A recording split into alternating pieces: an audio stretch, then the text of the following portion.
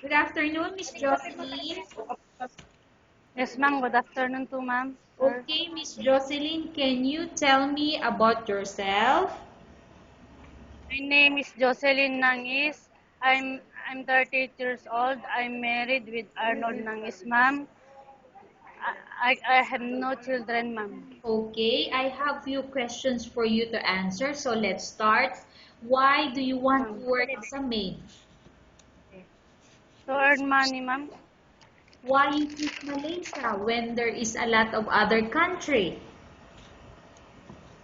I choose Malaysia because the employers are good, ma'am. Okay, how are you qualified for this job? Hardworking, ma'am. May I know what is your education level is? I'm high school graduate, ma'am. What is your recent experience? Housemaid, ma'am. Have you worked abroad before? No, ma'am. Do you have experience of taking care of baby?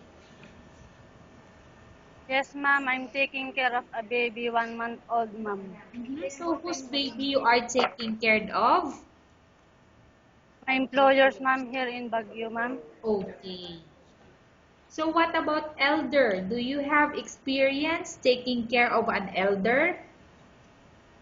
I'm willing, ma'am. Okay. You don't have any experience, but you are willing, correct? Yes, ma'am. Do you have any other special skills? No, ma'am. Any special skills? I, yes, ma'am. So can I know the special skills that you have? What are the things that Gardening, ma'am. okay. Are you willing to learn new skills?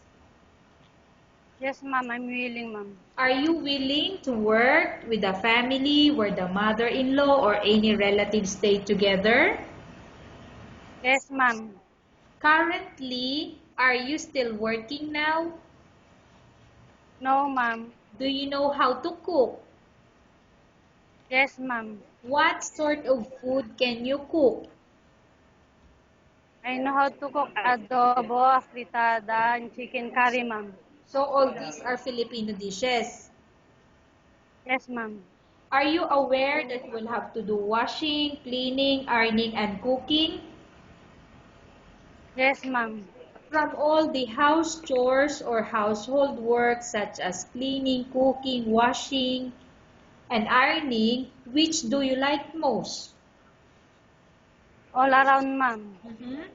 You are not allowed to use handphone during working hours. Yes, ma'am. You are only allowed to use handphone during you're not you are only allowed to use handphone after you finish all the works and when going to bed.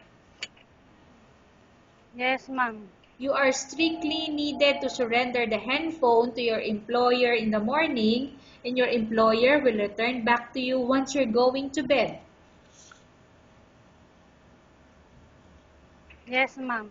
If ever your employer finds out that you're abusing your handphone and it's affected your work performance, your employer will confiscate your handphone and you're not allowed to hold it anymore.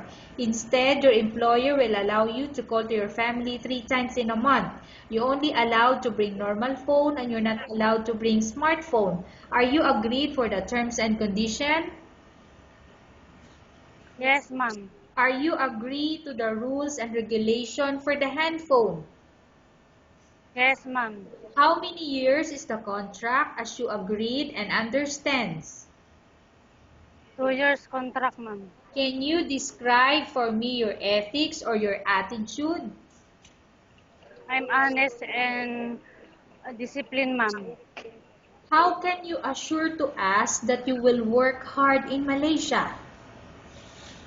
I finished my 2 years contract, ma'am. Okay. Can you promise not to use the telephone without the permission of your employer? Yes, ma'am. Can you promise not to put on makeup but to dress properly while work? Yes, ma'am. Can you promise not to invite friends and relatives without the consent of your employer?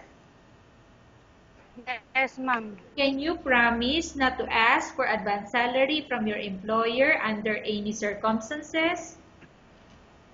Yes, ma'am. Do you really understand of the rules and regulation of the agency? Yes, ma'am. Do you pay any placement fee for you to come to Malaysia to work as a maid? No, ma'am. Do you have any history of sickness, example breast cancer or any other illness? No, ma'am. Do you suffer from any skin diseases, allergy or physical defect? No, ma'am. Have you suffered from any serious illness? No, ma'am. Have you undergone any operation? Yes, ma'am. May I know what operation you underwent? Pardon, ma'am? You said a while ago when I asked you, have you undergone any operation? Operation, it's like surgery. Ay, Have no, ma'am. No.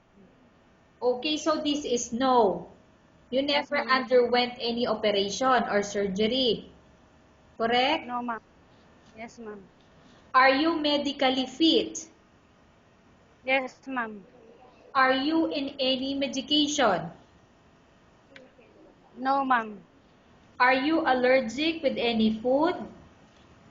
No, ma'am. Are you prepared to work for the employer of any race? Yes, ma'am. Are you prepared to eat the type of food taken by your employer? Yes, ma'am. Are you afraid of being left alone in the house? No, ma'am.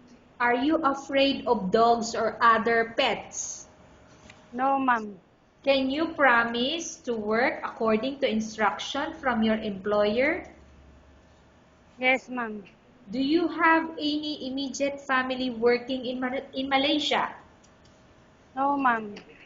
Okay, Miss Jocelyn, we have finished our question section. Let's go to case study. I have a case study for you and I want you to answer me truthfully. Upon arrival in Malaysia within 6 months, if ever any of your family members pass away, what will you do? Will you continue to work till finish your contract, or you will go back? If my employer allow me to go back in the Philippines, ma'am, I'll go back.